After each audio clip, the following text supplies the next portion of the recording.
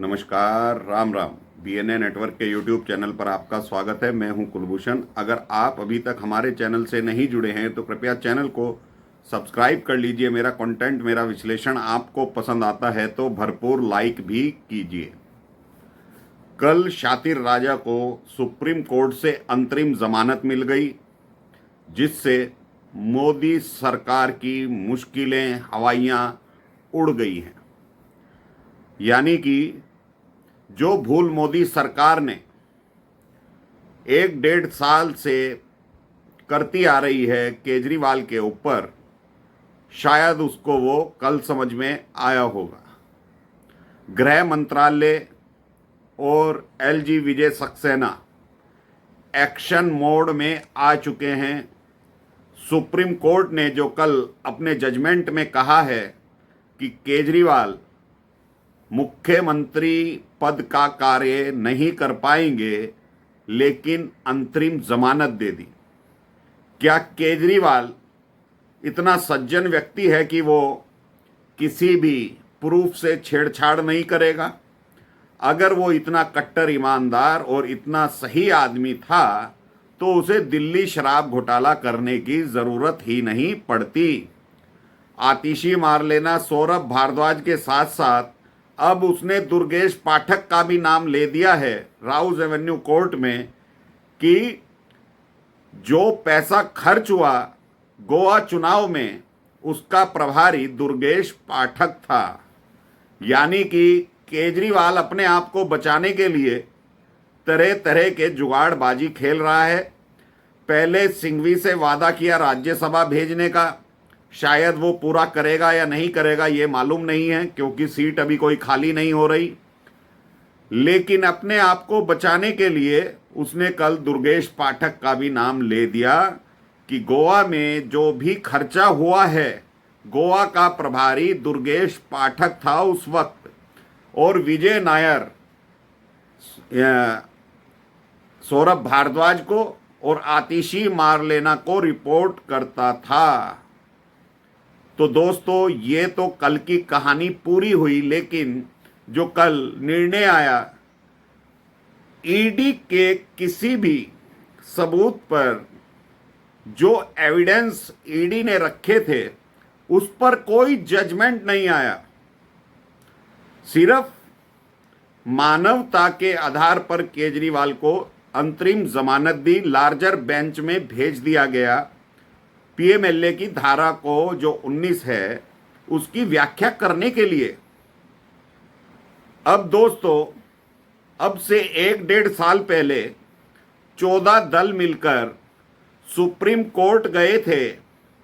5 जजों की संविधान बेंच ने पीएमएलए धारा की, जो पीएमएलए के सेक्शन हैं, उसकी दोबारा से व्याख्या की और गहरा झटका दिया था 14 दलों को कि पीएमएलए के जो भी सेक्शन हैं वो सही रूप से कार्य कर रहे हैं। तो ये जो दीपांकर दत्ता साहब हैं और खन्ना साहब हैं, तो ये तो डबल बेंच ही थी। इसने फिर से व्याख्या करने के लिए लार्जर बेंच को ये केस क्यों भेज दिया, जब 5 जज ऑलरेडी कह चुके हैं कि पीएमएलए की जो भी धाराएं हैं, जो भी कानून सेंट्रल गवर्नमेंट ने बनाया है। पहली बात तो ये कानून कोई मोदी सरकार ने नहीं बनाया है, ये कानून मनमोहन सिंह की सरकार में बने थे। उसके बावजूद 5 जज इस पर अपनी स्टैंप लगा चुके हैं, मोहर लगा चुके हैं, जो संवैधानिक पीठ होती है।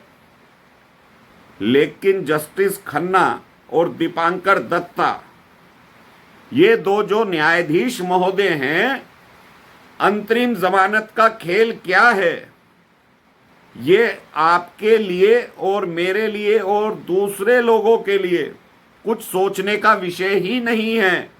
साफ साफ दिखाई पड़ रहा है कि क्या खेल हुआ है। इसी तरह से चुनाव के प्रचार के लिए भी जमानत दी गई थी, अंतरिम जमानत, और लार्जर बेंच इसको डिसाइड नहीं कर पाएगी जब तक दिल्ली के विधानसभा चुनाव होंगे। और केजरीवाल अंतरात्मा की आवाज पर इस्तीफा देने वाला नहीं है। और मोदी साहब से जो गलती हुई, मोदी सरकार से जो गलती हुई, दो गलतियां मोदी सरकार से हुई हैं जिसके परिणाम वो आज भुगत रहे हैं। पहली गलती हुई, केजरीवाल की सरकार को बर्खास्त नहीं किया। दूसरी गलती हुई, बंगाल में राष्ट्रपति शासन नहीं लगाया। इन दो गलतियों का खामियाजा मोदी सरकार ये 5 वर्ष तक भुगतेगी। 303 की संख्या बल पर मोदी सरकार ये निर्णय नहीं ले पाई कि केजरीवाल को गिरफ्तार करना है कि नहीं करना है। केजरीवाल को गिरफ्तार करने के लिए 1 वर्ष से ज्यादा का समय लगा दिया गया। तो ये मोदी सरकार की कमजोरी थी। जो निर्णय मोदी सरकार को सिसोदिया की गिरफ्तारी के बाद लेना चाहिए था, वो चुनाव से ऐन पहले पर लिया गया, वो भी हाई कोर्ट के निर्देश पर। यानी मोदी सरकार या अमित शाह के हाथ पैर फूल गए थे क्या केजरीवाल को हाथ लगाने में? इंटरव्यू में तो बोल देते हैं कि ये अनुभवी चोर है। तो जब तुम सब कुछ जानते हो, सरकार सब कुछ जानती है, जांच एजेंसियां जब सब कुछ जानती हैं, तो गिरफ्तार क्यों नहीं किया गया अरविंद केजरीवाल को? दूसरी गलती ये हुई, केजरीवाल को गिरफ्तार ना करने के बाद जब गिरफ्तार कर लिया था और हाई कोर्ट ने ये कहा था कि ये हमारा अधिकार नहीं है कि हम केजरीवाल को मुख्यमंत्री पद से हटाएं या ना हटाएं, तो एलजी के पाले में गेंद फेंक दी थी दिल्ली हाई कोर्ट ने। उस वक्त भी कोई गृह मंत्रालय ने एक्शन नहीं लिया। उस वक्त अगर केजरीवाल को टर्मिनेट कर दिया जाता, बर्खास्त कर दिया जाता, तो जो पैसा केजरीवाल ने लूटा है इन 3 महीने के अंदर, जो अपने वकीलों को दिया है, उस पर रोक लग जाती, इसे अपनी जेब से पैसा देना पड़ता, तो इसकी हवा गोल हो जाती। जितना पैसा इसने अपने ऊपर लगवाया है, निचली अदालत से लेकर सुप्रीम कोर्ट तक, अरबों का हिसाब बैठने वाला है। सिसोदिया के ऊपर 25 करोड़ रुपए से ऊपर खर्च कर चुका है और अपने ऊपर तो इसने अदालत को छोड़ा ही नहीं। प्रतिदिन हाई कोर्ट, निचली कोर्ट और सुप्रीम कोर्ट। तो अगर केजरीवाल को मुख्यमंत्री पद से हटा दिया जाता तो वो पैसा निकलना बंद हो जाता, शीश महल छोड़ना पड़ता, और शीश महल जिस दिन इसको खाली करना पड़ता, बहुत से सबूत निकलते शीश महल के अंदर से। लेकिन मोदी सरकार अपने घमंड में चूर रही, विदेश नीति बनाती रही। अपने घर को संभालिए पहले, विदेश नीति बाद में बनती रहेगी। रूस से क्या समझौता करना है, अमेरिका से क्या समझौता करना है, पहले अपना देश संभालिए, पहले अपनी दिल्ली संभालिए। तुम्हारा कार्यकर्ता बंगाल में सरेआम पिटता है, लेकिन तुम्हारे से कार्रवाई नहीं होती। तुम लोग अपनी फोर्स को लगाने में भी हिचकते हो। सेंट्रल फोर्सेस के लिए भी कलकत्ता हाई कोर्ट को बोलना पड़ता है। तो क्या गृह मंत्रालय चलाएंगे अमित शाह? सिर्फ एक 370 का झुंझुना पकड़ा दिया हिंदुस्तान को कि हमने 370 खत्म कर दिया, तो आतंकवाद आज भी खत्म नहीं हुआ है।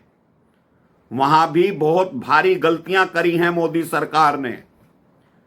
क्या जरूरत है ऐसे लोगों के बीच में धन लुटाने का जो आतंकवादियों को शरण देते हैं?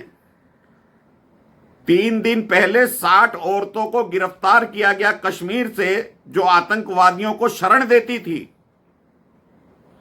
तो ऐसे लोगों के लिए तुम पुल बना रहे हो, सड़क बना रहे हो, और वही आतंकवादी उसका यूज कर रहे हैं। आपने अपने कार्यकर्ताओं को पिटवाया बंगाल के अंदर, और चुनाव होते ही तुम भाग जाते हो, तो इसे सरकार चलाना नहीं कहते। सरकार और सरकार के दायित्व अपने कार्यकर्ताओं को बचाना भी होता है। अगर केजरीवाल की रीढ़ तोड़ दी जाती, उसको बर्खास्त करके, उसकी हिम्मत नहीं थी, वो लोअर कोर्ट से लेकर सुप्रीम कोर्ट तक दिल्ली का खजाना लुटाता। अपने जेब से वो पैसा खर्च करने वाला नहीं था, भले ही उसने करोड़ों अरबों के गबन कर लिए हों।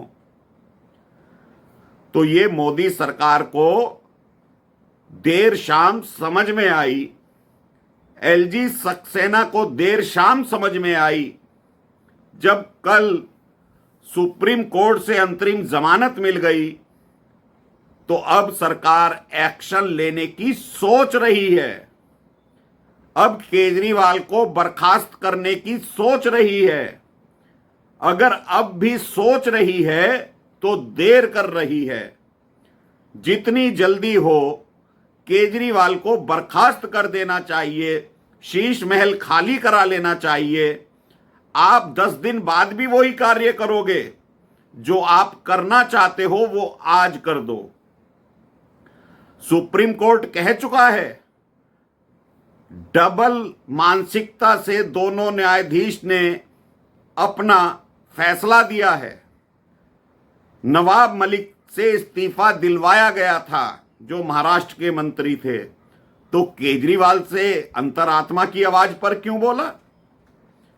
सुप्रीम कोर्ट कह सकता था, जब आप मुख्यमंत्री पद का दायित्व नहीं सौंप रहे तो मुख्यमंत्री पद से इस्तीफा दो, इसलिए हम आपको अंतरिम जमानत देंगे। आपने कोई शर्तें रखी ही नहीं ऐसी। तो आज बहुत जरूरी हो गया है केजरीवाल को उसके पद से हटाना। जब तक वो पद से नहीं हटेगा, दिल्ली का खजाना खाली करता रहेगा।